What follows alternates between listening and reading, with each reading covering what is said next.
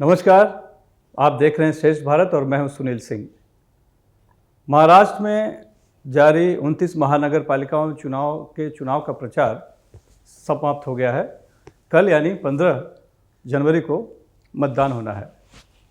लेकिन अगर हम मुंबई की बात करें तो जिस तरह से चुनाव प्रचार किया गया और चुनावी मुद्दे मराठी, हिंदुत्व और महापौर तक सीमित रहे, उससे कहीं न कहीं ये बात देखने को मिली कि जो मूलभूत समस्याएं जो है मुंबई की, या मूलभूत जो बातें हैं, सड़क, फुटपाथ, शिक्षा, स्वास्थ्य, नल, पानी, ये जो है कहीं न कहीं अछूता रह गया। उस पर चर्चा नहीं हुई। पूरा का पूरा केंद्रित ध्यान जो रहा वो मराठी, हिंदुत्व और महापौर तक रहा। तो श्रेष्ठ भारत पर जारी मुंबई किसकी इस सीरीज में आज हम इसी बात पर चर्चा करेंगे। और इस पर चर्चा करने के लिए हमारे साथ मौजूद हैं आरटीआई एक्टिविस्ट अनिल गलगली जी और वरिष्ठ पत्रकार शैलेंद्र श्रीवास्तव जी। आप दोनों का श्रेष्ठ भारत स्टूडियो में स्वागत है। गलगली जी, सबसे पहले तो यही सवाल रहेगा कि आपने पूरा देखा चुनाव प्रचार किस तरह से चला और जिस तरह से मुद्दे हुए, आरोप प्रत्यारोप हुए, लेकिन मुंबई मराठी, हिंदुत्व और महापौर तक ही सीमित रहे। आप किस तरह से देखते हैं कि क्या लोगों की मूलभूत समस्याओं को तरफ ध्यान नहीं दिया नेताओं ने, उम्मीदवारों ने, या फिर सिर्फ भावनात्मक मुद्दों तक ही सीमित रहा ये चुनाव प्रचार? देखिए कि सबसे बड़ी बात है कि ये चुनाव ये काफ़ी शॉर्ट टर्म चुनाव था। उसमें लोगों के पास भी समय नहीं था, ना उम्मीदवारों के पास था, ना राजनीतिक पार्टी था। मुंबई के जो चुनाव होते हैं सिर्फ राजनीतिक लड़ाई के नहीं होते, ये लोगों की मूलभूत समस्याओं से जुड़े हुए कई सारे विषयों को लेकर चुनाव होते हैं। दुर्भाग्य से इस चुनाव में हमने देखा कि चाहे भारतीय जनता पार्टी हो, शिवसेना हो, मनसे हो, कांग्रेस हो, उन्होंने कोशिश की मगर उनकी मजबूरी थी, क्योंकि वो मुद्दों पर चुनाव लड़ा ही नहीं गया। ये सबसे पहले कि मुंबई का महापौर कौन होगा, उस पर बहस छिड़ी। बाद में हिंदुत्व और बाद में मराठी, ये चारों मुद्दों पर ये चुनाव कहीं ना कहीं तो हमें सिमटता हुआ दिखाई दिया। लेकिन एक अच्छी बात थी कि सबसे पहले शिवसेना, उद्धव बालासाहेब ठाकरे और मनसे ने जो अपना वचननामा जाहिर किया, वो वचननामा लोगों तक भी नहीं पहुंचा। किसी भी पार्टी का वचननामा आम लोगों तक पहुंचाने में सभी राजनीतिक दल फेल हुए। सिर्फ सोशल मीडिया और टीवी पर वो वचननामा दिखाई दिया। उसके बाद कांग्रेस ने भी अपना वचननामा घोषित किया। भारतीय जनता पार्टी ने 3 दिन पहले अपना वचननामा घोषित किया। उन वचननामा में कई सारे विषय है, लेकिन समय इतना कम होने की वजह से जो वचननामा में जो बातें थी वो आम लोगों तक पहुँचाने में कहीं ना कहीं तो राजनीतिक पार्टी के कार्यकर्ता, उनके नेतागण असफल हुए। लेकिन कुछ जगह पर हमने देखा, जैसे कि भांडुप में मैं गया था। इसका क्या माना जाए कि पूरे चुनाव प्रचार में आम मुंबईकर की कहीं ना कहीं उपेक्षा हुई, उनकी मूलभूत समस्याओं को ध्यान नहीं दिया नेताओं ने, राजनेताओं ने, उम्मीदवारों ने, वो सिर्फ भावनात्मक मुद्दों पर ही खेलते रहे? निश्चित तौर पर, क्योंकि जो चुनाव काफ़ी लंबे अरसे के बाद आया, 2017 में जब चुनाव हुआ था, उसके बाद 2022 में चुनाव होना निश्चित था, मगर राजनीतिक कारण, कोर्टबाजी की वजह से 3 साल चुनाव आगे गया। तो सभी लोगों को एकदम जैसे कि झटपट लॉटरी होती है, सबको झटपट लॉटरी निकाल कर अपना सट्टा लगाना था और जितना तय था।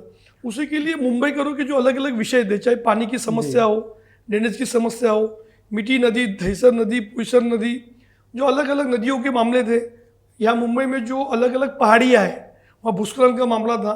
और कहीं ना कहीं तो जो पूरे के पूरे मुंबई को एक बदलाव की आवश्यकता है, चाहे उसको मेट्रो से जोड़ने की बात हो, अलग अलग सुविधाओं की बात हो, सीसी रोड हो, ये सब मुद्दे कहीं ना कहीं तो इस चुनाव में भड़क चुके हैं और लोगों की उपेक्षा करने का काम सभी राजनीतिक लोगों ने लगभग किया है। लगभग 2017 में आखिरी चुनाव हुआ था। 5 साल के बाद फिर लगभग 2-2.5 साल इस तरह से निकल गए।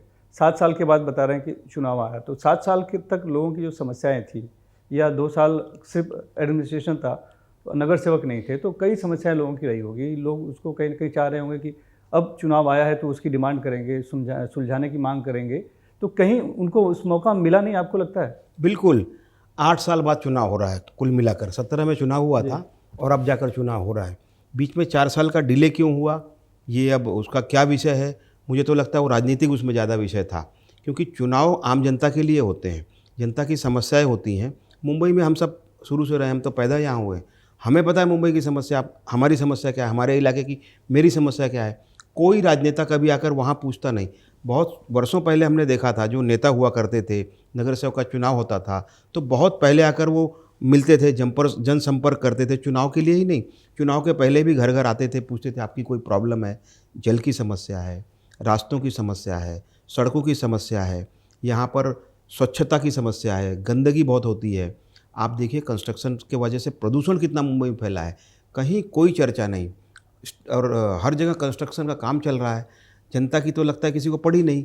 कहीं मराठी का मुद्दा है, कहीं जाति धर्म का मुद्दा है, और कहाँ कहाँ से लोगों को प्रचार के लिए बुलाया जा रहा है, बाहर के लोगों को बुला के यहाँ प्रचार कर रहा है।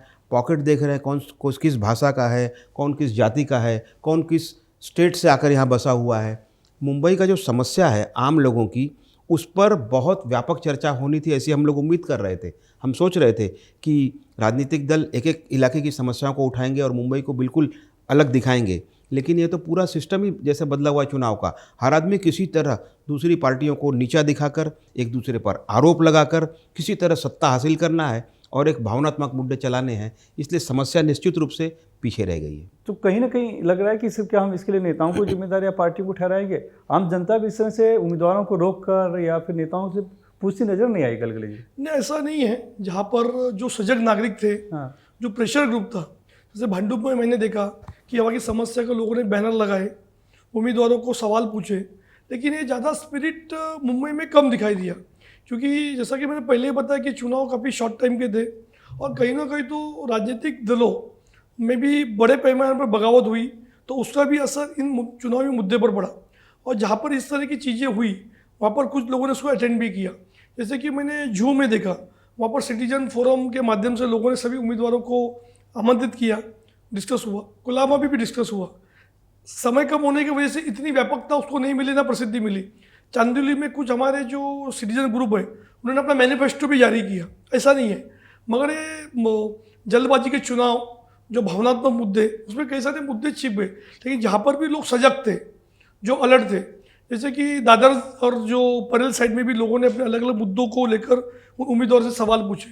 तो कहीं ना जहाँ पर सजगता थी, जहाँ पर प्रेशराइज था, वहाँ पर इन मुद्दों को लेकिन ऐसे निश्चित रूप कितनी से जगह थे? बहुत कम जगह रहे होगे, मतलब अपवाद मुट्ठी भर गिन सकते हैं, 4-5 वार्डों में या बिल्कुल मुट्ठी भर ही हुआ जी। ये, क्योंकि देखिए मुंबई का जो कल्चर है एक ना, समय था कि पूरे हर जगह पे एनजीओ या रहती थी, संस्थाएं रहती थी, सभी को मंच पे बुलाते थे, सभी पक्षों के उम्मीदवारों को, और उन पे बहस की जाती थी, उनको बताया जाता था अपना मैनिफेस्टो बताइए या ये समस्याएं कैसे हल करेंगे। लेकिन वो उस तरह का चीज़ दिखा नहीं इस बार। ये कल्चर बदला है।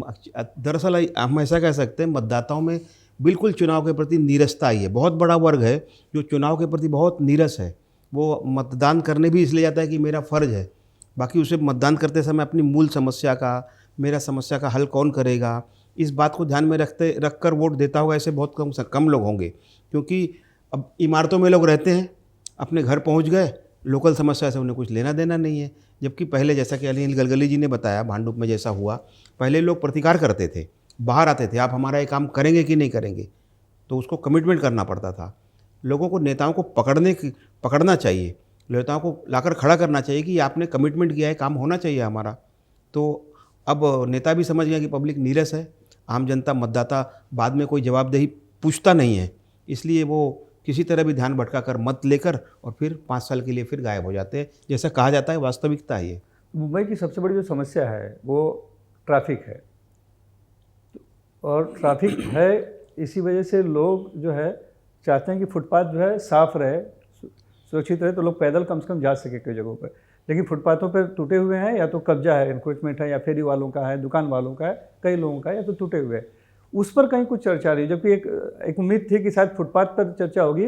फुटपाथ बहुत बड़ी मुद्दा है देखा जाए तो मुंबई के लिए, कि 1-2 किलोमीटर के लिए ऑटो वाले चलने के लिए तैयार नहीं होते हैं, बस जल्दी मिलती नहीं है। तो लोग, अगर फुटपाथ सही रहेगा तो लोग चल कर पहुँच जाएंगे, और फुटपाथ पे कब्जा होने की वजह से लोग मजबूर, फुटपाथ के बगल में कार पार्क होगी, उसके बाद आदमी चलता है, तो दुर्घटना होने का, एक्सीडेंट होने की भी घटनाएं ज़्यादा रहती है। लेकिन वो कहीं दिखा नहीं, फुटपाथ तो एकदम मुद्दा बना ही नहीं, जो कि बनना चाहिए था। निश्चित तौर पर, क्योंकि चुनाव का शॉर्ट समय था, मैं पहले ही बताया, लोगों तक उम्मीदवार नहीं पहुंच पाए, ना उनके कार्यकर्ता पहुंच पाए।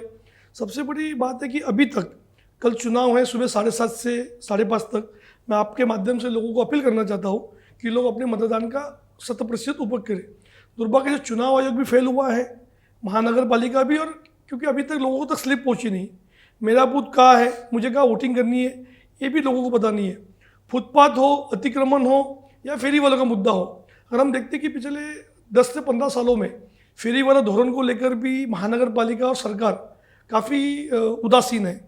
उसके अलावा जो फुटपाथ का मामला है, हाईकोर्ट ने कई बार निर्णय दिए हैं कि फुटपाथ खाली करो, लोगों को चलने के लिए रास्ता बनाइए। कुछ समय के लिए कार्रवाई होती है, लेकिन बाद में जैसे कि वैसे स्थिति है। एक बहुत बड़ा नेक्सस मुंबई शहर में काम कर रहा है महानगर पालिका के माध्यम से। एक असामाजिक जो तत्व होते हैं, जैसे हम लोग कहते हैं, उनके माध्यम से, और कई जगह तो पॉलिटिशियन लोगों का भी ग्रुप सक्रिय है। वही जो समझ ही नहीं आता है कि फुटपाथ पे करोड़ों रुपए खर्च किए जाते हैं, बनाया जाता है, लेकिन वो आम आदमी के लिए चलने के लिए नहीं, वो फेरी वालों के लिए बना दिया जाता है। ऐसा लगता है कि फेरी वालों के लिए फुटपाथ इसके लिए बड़े स्तर पे फेरी वाला जोन बनाने का जो योजना बनाई जाती है वो बनी नहीं रही है। अब मॉल संस्कृति आ गई है, लेकिन मुंबई का बहुत बड़ा वर्ग है जो सड़कों पर खरीदना चाहता है और वो सस्ते में सामान भी मिल जाते हैं। कई सामान मॉल में नहीं मिलते, उनको खरीदारी सड़क पर करने में आनंद आता है। उसके लिए फेरी वाला जोन बनना चाहिए। म्यूनिसिपल मार्केट होते थे, अब वहाँ तोड़ तोड़ कर मॉल्स बनाए जा रहे हैं। तो वो चीज़ें जो बदल रही हैं, इस पर बड़ा व्यापक तौर पे योजनाबद्ध तरीके से आगे आने की ज़रूरत है और उसका काम नगर सेवक को ही करना होगा। नहीं, ऐसा नहीं है। जैसे कि बताया तो मुंबई में कई सारे मार्केट डेवलप हुए। दुर्भाग्य से मार्केट म्यूनसिपैलिटी के न होते हुए निजी बिल्डरों के हो गए। मैं बीच में जो विपिन शर्मा जो अतिरिक्त आयुक्त, तो उनसे मेरी मुलाकात हुई। निचले स्तर पर भी मुंबई का महानगर पालिका मार्केट है, उसका एक लोगो होना चाहिए, नाम होना चाहिए। दुर्भाग्य से मार्केट डेवलप हुए, लेकिन जो फेरी वाले लोगों को अंदर शिफ्टिंग किया गया, जो गालोधारकों को, वो फिर सड़क पर ही धंधा कर रहे हैं, क्योंकि अंदर कोई जाने को तैयार नहीं है। और जैसा कि सुप्रीम कोर्ट का ऑर्डर था 15 साल पहले, हमारे मुंबई में रिटायर्ड जज के अध्यक्षता में कमेटी भी बैठाई गई। उन्होंने सुझाव भी दिए कहाँ पर फेरी वाला जोन होना चाहिए, कहाँ पर नहीं होना चाहिए। उसे इम्प्लीमेंट नहीं किया गया। तो ये जो नेक्सस मुंबई शहर में काम कर रहा है, करोड़ों रुपए की रिश्वत मिल रही है, तो क्यों चाहेंगे कि फेरी वाला जोन बने।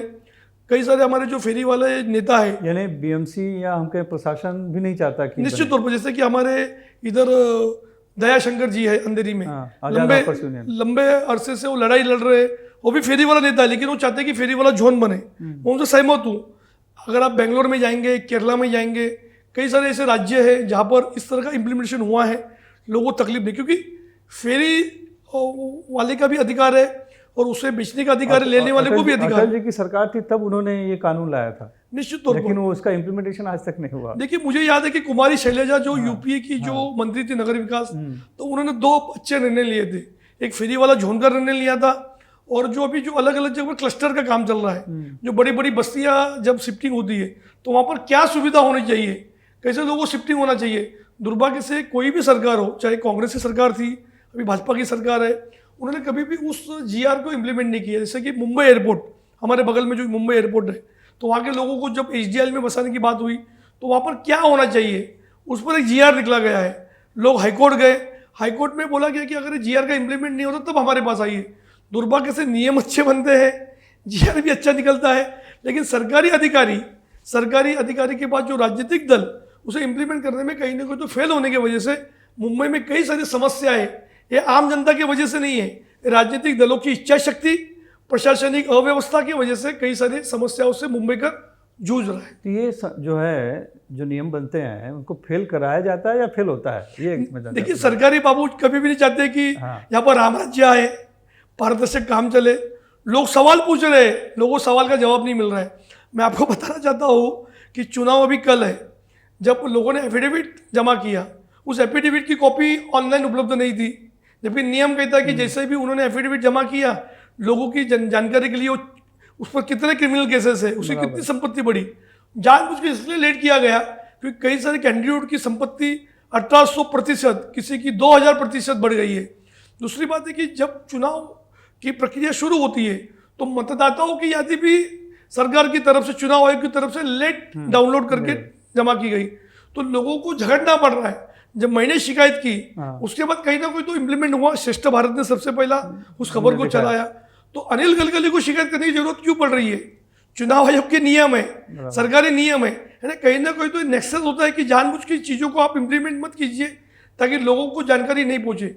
हमारे देश में आज भी डिजिटल युग चल रहा है, लेकिन कोई डिजिटल इस्तेमाल नहीं कर रहा है। जब इंटरनेट पर जाते हैं तो इंटरनेट फेल हो जाता है, साइट खुलती नहीं है।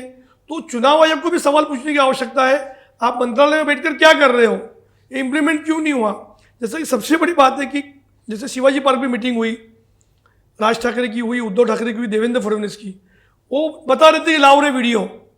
लेकिन जब हमारे सरबजीत सिंह नाम के कैंडिडेट इंडिपेंडेंट जब वो लाओ रे वीडियो बता रहे थे तो उसको लोग लगा रहे थे कि ये गैर कानूनी है। यानी मुख्यमंत्री उद्धव ठाकरे, राज ठाकरे के लिए कोई नियम नहीं है, सरबजीत सिंह से उम्मीदवार के लिए नियम बताए जाते हैं। यानी चुनाव आयोग भी अपने नियमों से अनभिज्ञ है, उन्हें ट्रेनिंग नहीं दी गई है। इसके पहले भी हमारी चर्चा हुई। दुर्भाग्य से हमारे देश में जब चुनाव शुरू होते हैं तब कुछ अधिकारियों को बुलाकर उससे जिम्मेदारी दी जाती है, ना उसे नॉलेज होता है, ना नियमों की जानकारी होती है। कहीं ना कहीं तो आने वाले दिनों में ये जो हमारे पास जो अब खामियां हैं, जो गलतियां हुई है, उसको एक कहीं ना कहीं तो मूल्यांकन करके, उसका अभ्यास करके आने वाले दिनों में किस तरह से चुनाव और फेयर अच्छे तरीके से लड़ने चाहिए, उस पर भी हमें एक अभ्यास करने की आवश्यकता है। तो शैलेंद्र जी, जब मुद्दों पे चर्चा ही नहीं हुई, जो मूलभूत मुद्दे हैं, समस्याएं हैं, तो फिर क्या उम्मीद रखा जाए कि बन के जो भी चुन के आएगा उस पर काम भी करेगा या समस्याएं हल भी होगी? क्या हल होगा? आप देखिए उपनगरों में आज भी, अब जब स्टेशन के बाहर या मुख्य सड़कों पर जाएंगे तो सारी सड़कों पे आपको फेरी वाले मिलेंगे। पुलिस के पास नियम है, महानगर पालिका के पास नियम है, और सभी के पास नियम है, और वहाँ का लोकल प्रतिनिधि भी है। किसी को उसकी चिंता होनी चाहिए ना कि आखिर ये क्यों है। आप जाएंगे फेरी वालों से बात करेंगे तो किसकी सह पे वो पल रहे हैं वो बता देते हैं आपको कि वो किससे मिलजुल के काम करते हैं। तो बहुत बड़ी आय का स्रोत बना लिया है उसको। इसी तरह ऑटो रिक्शा वाले, उनकी मनमानी, उनका कोई कतार में खड़ा रहने का सिस्टम नहीं, कहाँ जाना है वो तय करते हैं, वो कितना किराया लेंगे वो तय करते हैं मनमाने ढंग से कई जगह पर। तो ये सारी चीज़ें जो दिक्कतें, आम आदमी रोज़ जूझता है उससे, लेकिन आम आदमी अकेले उससे फाइट करना नहीं चाहता है। अभी इन्होंने कहा डिजिटल युग है, जब कभी डिजिटल तरीके से जब शिकायत होती है तो दिखाने के लिए कुछ देर के लिए कार्रवाई होती है। आप कभी कभी साफ़ सुथरा देखते होंगे, कोई फेरी वाला नहीं होता है, और कुछ देर बाद वहाँ फिर फेरी वाले लग जाते हैं। तो ये जो खेल है, इस खेल के पीछे कुछ ना कुछ तो ताकतें हैं। उन ताकतों को पकड़ने की ज़रूरत है कि कौन इनको, जिसका कार्यक्षेत्र है उसकी जवाबदेही तय होनी चाहिए। अगर फेरी वाला वहाँ बैठा है तो किसी अधिकारी को दोषी बनाना चाहिए ना, उसकी जिम्मेदारी होनी चाहिए, उसको उसका दंड मिलना चाहिए। कई जगह पे अभी मुंबई में आवारा पशुओं का मामला बहुत तगड़ा है। कई जगह पर कुत्तों ने काटा, कई बच्चियों को काट लिया, किसी को रेबीज़ हो गया, मर गए। और कल ही सुप्रीम कोर्ट ने फैसला दिया कि जितने पशु प्रेमी हैं वो, उनको इंसानों की फिक्र नहीं है क्या? मुंबई में कितने आवारा कुत्ते हर सड़क पर, सुबह 5 बजे भी आप कोई पैदल चलता है अगर, जो बेचारा सार्वजनिक जगहों पे खिलाते हैं उनको कहा कि अपने यहाँ ले जाके खिलाओ अगर जी उसको खिलाना है तो देखिए, इन्होंने जो बताया ना, मैं संजय उपाध्याय आपके माध्यम से उनका अभिनंदन करना चाहता हूँ। बोरीवली की जब राजनीतिक इच्छा शक्ति होगी तो बोरीवली में संजय उपाध्याय जी ने पिछले जब से चुनकर आए हैं, उन्होंने फेरी वालों को हटाने का काम किया, अतिक्रमण को हटाने का काम किया। उन्हें धमकी भी आई, जब कोई अच्छा काम करे तो धमकी भी आती है। दूसरी बात है कि हमारे मुंबई शहर में सुप्रीम कोर्ट के आदेश पर हमें शेल्टर होम की भी आवश्यकता थी। दुर्भाग्य से मुंबई महानगर पालिका ने उस पर काम नहीं किया। आज सड़क पर लोग रह रहे हैं, जैसे कि डॉग या जो पशुओं के लिए भी शेल्टर होम होते हैं। दुर्भाग्य से सरकार की मानसिकता ही कहीं ना कहीं तो कम पड़ती दिखाई दे रही है। महानगर पालिका भी हो, जो पशु है, जो जानवर है, उससे अच्छा जो सड़क पर रहने वाले हमारे बेघर लोग हैं, तो उनके लिए भी एक पॉलिसी बनी है। लेकिन दुर्भाग्य से यहाँ इंसानों की नहीं पड़ी है, तो उन पशुओं की और जो बेघरों पर कौन ध्यान देगा? कहीं ना कहीं तो सरकार को भी सोचने की आवश्यकता है। चुनाव आएंगे, चुनाव जाएंगे, मुद्दे बनेंगे, और जो बेसिक जो रूल्स और रेगुलेशंस है, इसकी जवाबदेही, पारदर्शिता, ये कहीं ना कहीं उसकी कमी होने की वजह से आज मुंबई शहर ये आर्थिक राजधानी है। मुंबई शहर सबसे बड़ा लोगों का एक आकर्षण का केंद्र है। आज भी कई राज्यों से लोग मुंबई में आते हैं, उसे रोजगार भी मिलता है, उसे रैन बसेरा भी मिल जाता है। मगर मुंबई की हालत क्या है? मुंबई को कौन संभालेगा? जो मुंबई में जो पैदा हुए हैं, जो मुंबई में रहने वाले लोग हैं, वो अपनी सुविधाओं से वंचित है। आज आप मेट्रो में जाइए, वहाँ पर भीड़ है। रेलवे स्टेशनों पर सुविधा बनाई है, एक्सलेटर बने हैं, सब कुछ बना है, मगर रेलवे समय पर नहीं आ रही है। लोगों को 1-1 घंटा 15-15 मिनट लेट होना पड़ता है। तो कहीं ना कहीं तो जो एक सिस्टम को बदलने की आवश्यकता है। हमने सुविधा लाई है, हमने अच्छे वादे भी किए हैं, हमें अच्छा सब कुछ अच्छा दिख रहा है, मगर कोई समय पर काम नहीं होगा। समय पर आपको कार्रवाई करने की आवश्यकता है। ऐसा मैं है, फेरी वालों के खिलाफ नहीं हूँ। अगर फेरी वाला जोन बन गया तो अगर उसके बाद कोई फेरी वाला बैठता है तो सबसे पहला हम जाके उस पर कार्रवाई करेंगे, हम जनता भी उसके लिए आंदोलन करेगी। दुर्भाग्य से सरकार का काम सरकार नहीं कर रही है, महानगर पालिका अपना काम नहीं कर रही है, तो आप फेरी वालों पर दोष देकर नहीं होगा। नहीं, इसी में बोल रहा हूँ, पॉलिसी बनने की आवश्यकता है। अनिल जी, इसी भी बोलता हूँ, प्रशासन अगर सख्त होगा, अगर वो काम करना चाहता है, जैसा आपने कहा कि अगर उन पर कार्रवाई होनी चाहिए। जब कान पकड़ने वाला कोई होता है ना, जब मुंबई हाईकोर्ट ने कान पकड़ा तो कबूतर खाना दादर का, बंद करने के लिए प्रशासन एकदम सख्त हुआ, बहुत आंदोलन हुआ, कई संगठनों ने वहाँ पर आंदोलन किया, लेकिन प्रशासन ने उसको, क्योंकि पीछे से कान पकड़ रखा था सुप्रीम कोर्ट ने, वो आदेश पालन करना था, क्योंकि कबूतर की वजह से दमा की बीमारी हो जाती है और कुछ लोग उसको धर्म का समझकर पशुओं को खिलाते हैं। ठीक है, उसके लिए एक क्षेत्र निर्धारित किया जाए। लेकिन अभी भी चल रहा है, जहाँ था वहाँ चल रहा है, बंद कहीं ज़्यादा हुआ नहीं है। लेकिन दादर का जो कबूतर खाना बंद होने की बात हुई कई थी, जगहों पे शहर में जो है छोटे मोटे जो है वो चल ही रहे हैं अभी भी। धीरे धीरे प्रशासन जब सख्त होगा तो काम होगा, और ऐसी सख्ती केवल कबूतर खानों के लिए नहीं बल्कि कुत्ते जो आवारा पशु घूमते हैं उनके लिए भी होना चाहिए। सड़कें जहाँ पर बार बार खोदी जाती हैं उसके लिए एक पॉलिसी बनना चाहिए कि भाई जिस अंदर से पाइपलाइन जितनी जाती है उसके लिए अलग मार्ग बनाया जाए, सड़कें डिस्टर्ब ना हो, उससे यातायात बाधित ना हो, इसके लिए भी पॉलिसी बनानी चाहिए। कई क्षेत्र हैं जहाँ आज भी गली कूचे में चलने के रास्ते नहीं हैं, नाले हमेशा आपको वहाँ गंदे मिलेंगे, जल जमा होता है। मैं तो बोलता हूँ मीठी नदी हर बार क्यों साफ़ करना पड़ता है, उसको गंदा कौन करता है? जो उसके अगल बगल कारखाने चलते हैं उनकी गंदगी उसमें फेंकी जाती है, तो वो कारखानों को गंदगी न फेंके, इसके लिए सख्ती लानी चाहिए, उस पकड़ना चाहिए, फाइन लगाना चाहिए, कार्रवाई करना चाहिए। बार बार मीठी नदी कभी मीठी दिखी ही नहीं आज तक, हमेशा काली नदी लगती है वो। उसको प्रशासन अगर तगड़े से काम करे तो हर बार उतना बजट नहीं लगेगा। उसमें गंदगी फेंकने वालों को रोकने के लिए बड़े स्तर पे कदम उठाने की जरूरत है, उसके लिए प्रशासन की सख्ती जरूरी है। उसकी सफाई पे भी स्कैम हुआ है, घोटाला हुआ है उसपे। देखो मीठी नदी की बात चली, मैं कम से कम 1998 से मीठी नदी के आसपास के सभी इलाकों को हम लोग घूमते थे, हमने कई बार आवाज़ उठाई। 26 जुलाई 2005 में जब मीठी नदी को बाढ़ आने के बाद मुंबई डूबने का जो दावा किया गया वो भी काल्पनिक था, क्योंकि अतिक्रमण अलग थे। मीठी नदी को, वो नदी थी, वो बोल नहीं सकती है, बदनाम किया वो गया। अपनी बात नहीं रख सकती है, तो उसे बदनाम किया गया। ठीक है, आपने किया, लेकिन दुर्भाग्य है कि इस महानगर पालिका का, उन्होंने मीठी नदी तो साफ करने के लिए करोड़ों रुपए डाले, मगर अभी परसों जाकर हमारी मांग के बाद वहाँ पर स्टॉर्म वाटर ड्रेनेज और सीवरेज लाइन बनाने का काम कितने साल के बाद शुरू हुआ? 2005। 2023 में टेंडर निकला, हमने खुद चिट्ठी लिखी, भाई साहब मीठी नदी आप साफ कर रहे हो, लेकिन यहाँ जो अलग अलग जो नाले का पानी आ रहा है, गंदगी को कौन रोकेगा? उसके बाद को याद आ रहा है, बाप रे, हम तो भूल गए। पवई लेक के आसपास भी जो बड़े बड़े होटल्स या चीजें हैं वहां से भी बड़े सब गंदगी, तो सब अभी जाकर महानगर पालिका ने टेंडर निकाला और अभी अगले साल चुनाव होने के बाद मीठी नदी के दोनों बाजू में वहां पर आपको स्टॉर्म वाटर ड्रेनेज मिलेगी और सीवरेज लाइन मिलेगी। जब तक वो गंदा पानी आने से नहीं रोकोगे, ना वो साबरमती बनेगी, ना लंदन की कोई नदी बनेगी। मतलब हमारे सरकार ने, हमारे अधिकारियों ने हमें जो एक सपना दिखाया कि मीठी नदी का पानी मीठा होगा, कोई मीठा पानी पीने वाला नहीं जा रहा है। तो मेरा कहना है कि कहीं ना कहीं तो प्रशासन जानबूझकर फ्लाईओवर बनाता है, मगर फ्लाईओवर ऐसी जगह बनाता है कि वापस जाके कंजेस्टेड होता है, फिर दूसरा फ्लाईओवर बनता है, तीसरा बनता है। तो हमारे पास जो प्लानिंग की कमी है, अधिकारी जो होते हैं, देखिए आज जो मुंबई में कोस्टल रोड इतना अच्छा बनाया गया है, विदेश के लोग भी उसकी तारीफ कर रहे हैं, क्योंकि काम मुंबई महानगर पालिका ने किया है, MMRD ने नहीं किया है। MMRD ने जितने भी इस मुंबई शहर में, महानगर क्षेत्र में जो ब्रिजेस बनाए हैं, वहाँ आगे जाकर आपको ट्रैफिक का सामना करना पड़ रहा है। तो कहीं ना कहीं तो हमें प्लानिंग में IIT हो गई, जो विशेषज्ञ होंगे, आपको फ्यूचर का भी देखना है, क्योंकि आज मुंबई का सबसे बड़ा विषय क्या है सर? मेट्रो भी आ रही है, सड़क भी बन रही है, लेकिन सभी काम 5-5, 8-8 साल डिले चल रहे हैं। 5 साल के बाद कितनी आबादी होगी उसका अनुमान नहीं लगाते हैं। माननीय मुख्यमंत्री देवेंद्र फडणवीस ने पिछली बार जो उनकी वॉर रूम में मीटिंग हुई थी, उन्होंने फायरिंग किया कि हमें 5 साल का डिले नहीं चाहिए, हमें अभी डेडलाइन बताइए। यानी मुख्यमंत्री भी असहाय है इन अधिकारियों और जो ठेकेदारों के रिश्वतखोरी के आगे। मुख्यमंत्री जब इस तरह की बातें करते हैं, यानी ये सरकार कौन चला रहा है, म्यूनसिपैलिटी कौन चला रहा है, MMRD कौन चला रहा है, ये भी सवाल पूछने की जनता को आवश्यकता है। अच्छा, इसके साथ ही शिक्षा और स्वास्थ्य, ये भी दोनों बहुत जरूरी है।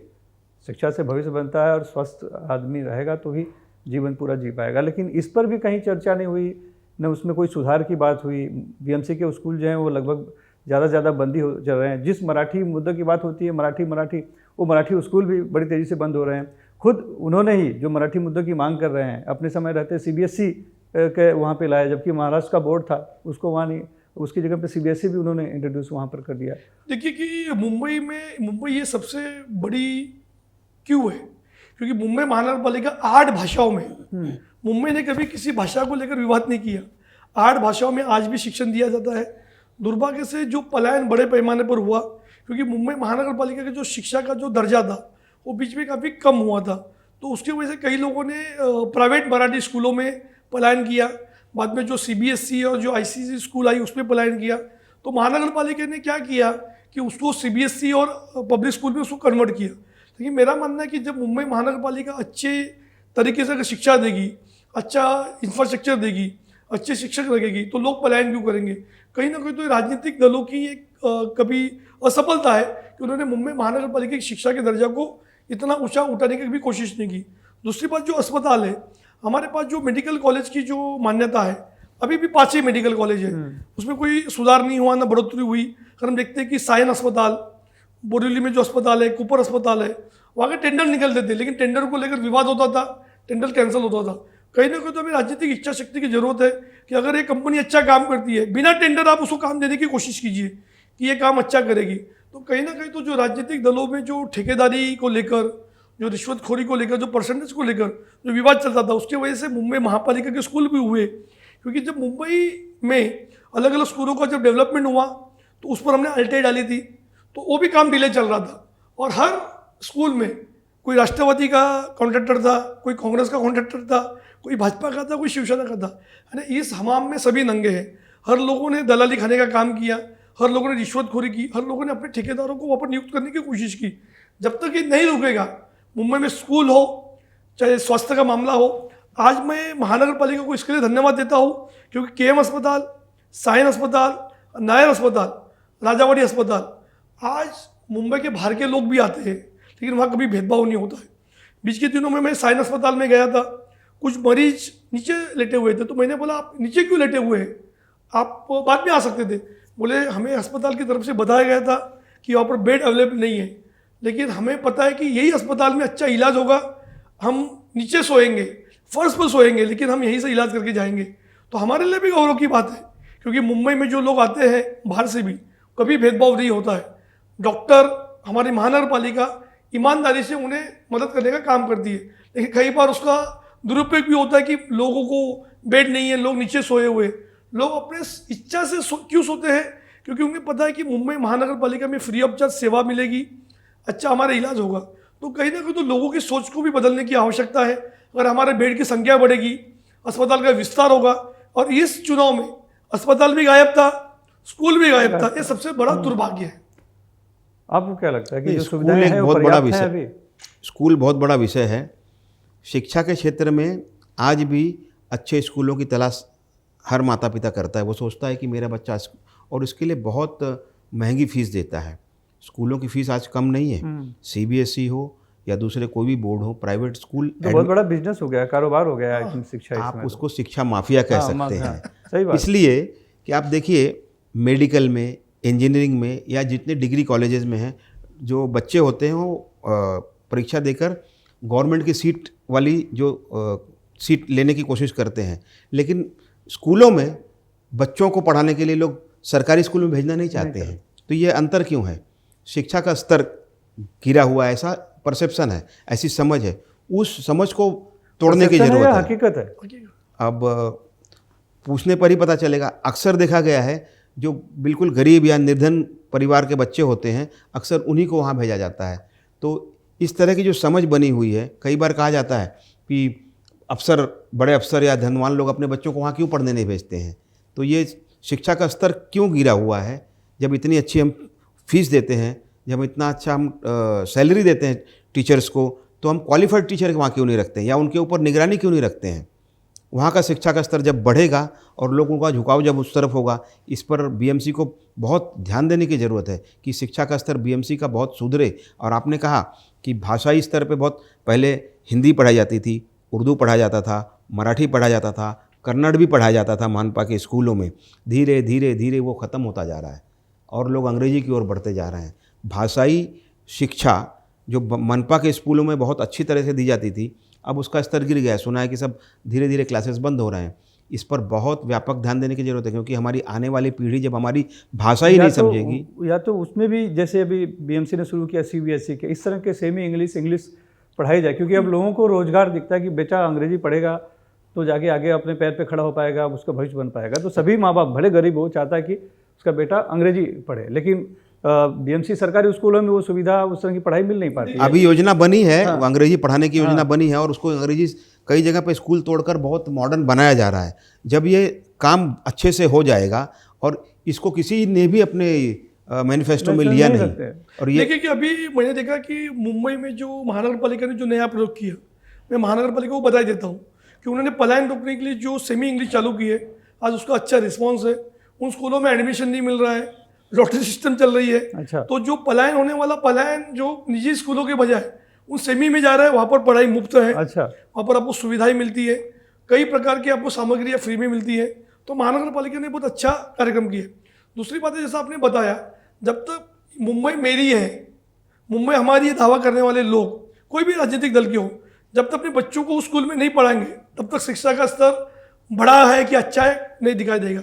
चाहे एमएलए हो, वो क्यों नहीं म्यूनसिपल स्कूल में अपने बच्चों को पढ़ाते हैं, खासदार, नगर सेवक, मुख्यमंत्री, डिप्टी मुख्यमंत्री, मंत्री, अगर वो जिस दिन अपने बच्चों को सरकारी स्कूलों में भेजना शुरू करेंगे तब जाकर लोगों को भी लगेगा कि ये स्कूल अच्छा है, क्योंकि हमारे मंत्री का बच्चा, हमारे एमएलए का बच्चा, हमारे महापौर का बच्चा इस स्कूल में पढ़ रहा है। मैं आपको बताना चाहता ये हूँ, तो कभी होगा ही नहीं, आपको लगता है कभी लेकिन होगा? अभी मैं आपको बताना चाहता हूँ, जितने लोग आज राजनीतिक पार्टियों में हैं, बड़े बड़े अहदे पर है, भाई साहब सभी लोग म्यूनसिपल स्कूल से पढ़े लिखे हैं। हाँ, वर्तमान में, हाँ।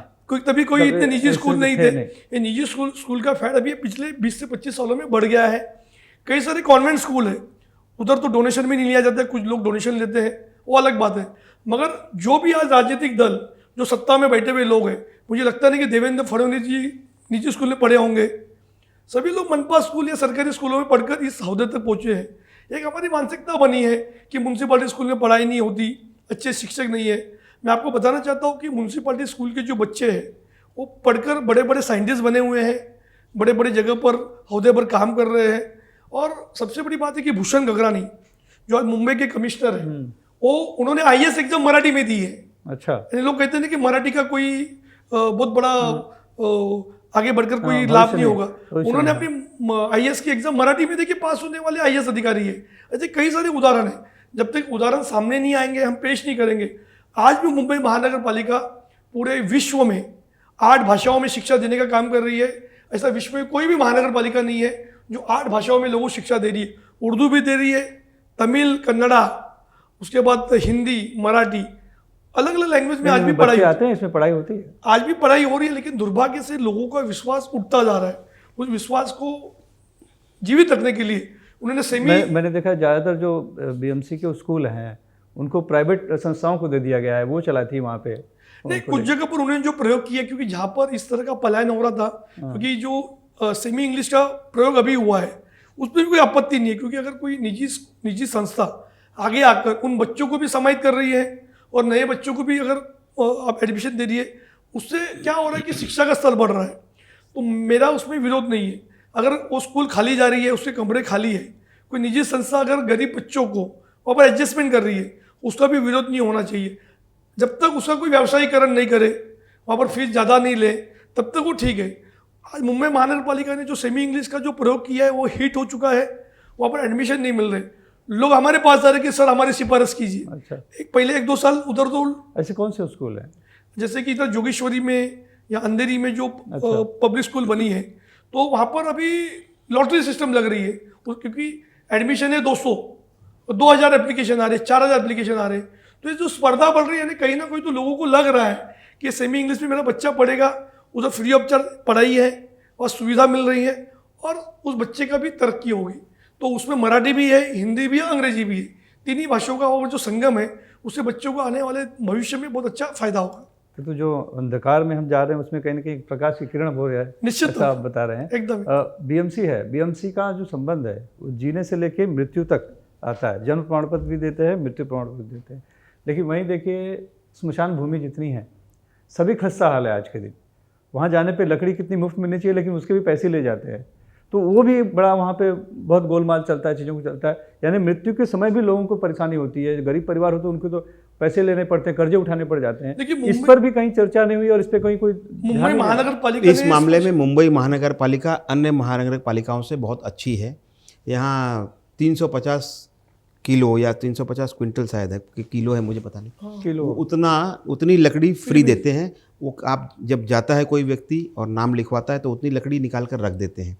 उसके अतिरिक्त जब किसी को लकड़ी चाहिए तो खरीदते हैं। लोगों की श्रद्धा होती है कि हम थोड़ा और अपनी ओर से भी लकड़ी लगा दें। तो इस मामले में दूसरे शहरों में, मैं तो बनारस में देखा हूँ, सिर्फ बॉडी जलाने के लिए, किसी का अंतिम क्रिया करने के लिए 15 से 20 हज़ार रुपये खर्च हो जाते हैं। वहाँ पर काफ़ी दाम लगता है, यहाँ पे उतना शुल्क नहीं लगता। मुंबई महानगर पालिका में अंतिम क्रिया करने के लिए मुंबई महानगर पालिका ने बहुत अच्छी व्यवस्था की है, और इलेक्ट्रिक के जो मशीनें लगाई हैं उससे भी लोगों को राहत है काफ़ी। लेकिन यहाँ भी मैं देखता हूँ कि बहुत लोग परेशान होते हैं, क्योंकि कहीं कहीं पैसे लिए जाते हैं लकड़ी पे, या व्यवस्था उतनी बढ़िया नहीं रह गई है, गंदगी रहती ये है। मानवीय एक स्वभाव का बात है। जो कर्मचारी है उसकी थोड़ी रिश्वतखोरी की आदत होती है, लेकिन जब भी इस तरह की शिकायत होती है लकड़ी को लेकर तो वहाँ पर कार्रवाई भी होती है। मेरा मानना है कि लोगों को भी समझना चाहिए कि जब आपको महानगर पालिका इतना मुफ्त में काम कर रही है तो लोग खुद अतिरिक्त पैसे देने के लिए क्यों आगे आते हैं। कहीं ना कहीं तो ये लेन देन का मामला होता है दो व्यक्तियों के बीच में। दूसरी बात है कि अभी महानगर पालिका की जो स्मशान भूमि है उसमें काफ़ी बदलाव हुआ है। जो हमारे कमिश्नर है भूषण गगरानी, वो जब दादर की एक स्मशान भूमि में गए थे तब उन्हें पता चला कि जब भी यहाँ पर कोई मेंटेनेंस का काम होता है, कोई रिपेयर का काम होता है, तो उन्हें हेल्थ डिपार्टमेंट की एनओसी की आवश्यकता होती है। तो उन्हें ताबड़तोब उस निर्णय को बदला। अभी सभी की स्मशान भूमियाँ एक वार्ड ऑफिसर के अंडर में आ गई है। यानी जो एक दो विभाग में जो एक समन्वय का अभाव था, तो खुद कमिश्नर ने कई जगह पर विजिट की। तो मैं इसके लिए महानगर पालिका को धन्यवाद देता हूँ, क्योंकि उनके उस निर्णय के बाद कई जगह पर रिपेयरिंग का काम तेजी से चल रहा है। क्योंकि दो डिपार्टमेंट में हमेशा टकराव होता है, वो टकराव को रोकने का भी काम किया है। यानी कहीं ना कहीं तो जो मनपा में सत्ता में बैठा हुआ व्यक्ति हो या कोई आईएएस अधिकारी हो, अगर उसकी समझ अच्छी होगी और प्रैक्टिकल लेवल में ग्राउंड लेवल पर जाकर अगर काम करेगा तो निश्चित तौर पर समझ में आएगा क्या दिक्कत है।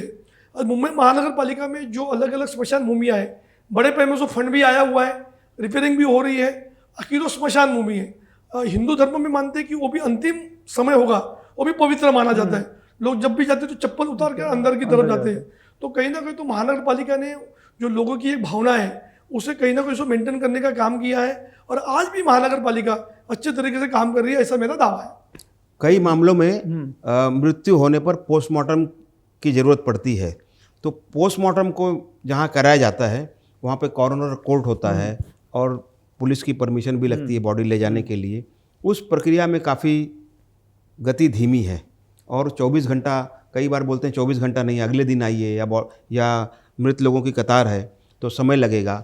वहाँ पर कुछ उस लेवल पे भी करप्शन होता है। बिल्कुल, वहाँ गड़बड़ियाँ होती हैं। जो है वहाँ से पोस्टमार्टम के बाद मुफ्त मिलता है, लेकिन उसके कपड़े के नाम पे पैसे मांग लिए जाते हैं। दो तीन चीजें, क्योंकि एक लेकिन ये क्या मुद्दा नहीं होना चाहिए था बीएमसी चुनाव का, ये तो क्योंकि बिल्कुल लोगों निश्चित तौर पर होना चाहिए था, लेकिन उधर टेक्निकल इशू है कि एक पोस्टमार्टम करने के लिए 2 से 3 घंटे लगते हैं, और निश्चित तौर पर कई जगह पर अचानक बहुत सारी बॉडी आती है। लेकिन कई लोग आग्रह भी करते हैं कि हमारे परिवार के सदस्य का पोस्टमार्टम मत कीजिए।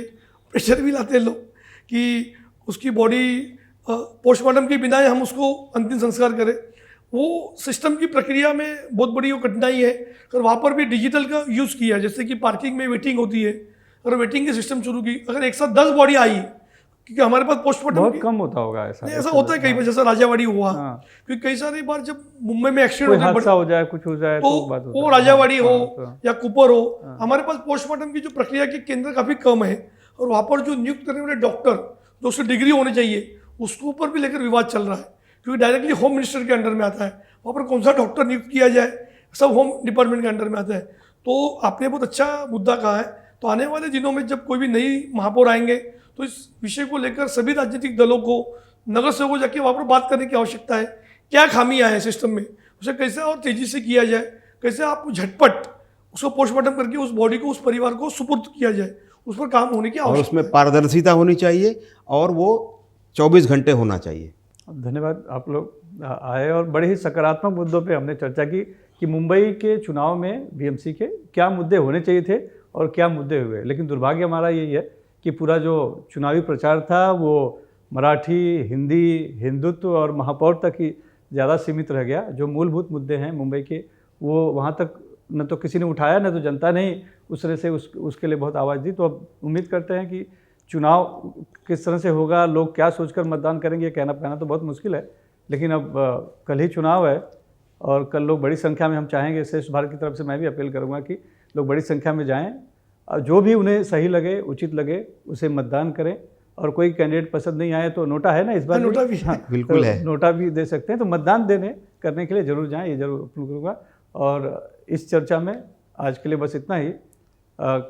किस तरह का चुनाव होता है और क्या परिणाम आता है, उस पर हम फिर मिलेंगे तब तक के लिए आज्ञा दीजिए, धन्यवाद। श्रेष्ठ भारत पर खबरों से जुड़े रहने के लिए चैनल को सब्सक्राइब और लाइक करें, बेल आइकन दबाएं और देखते रहें श्रेष्ठ भारत।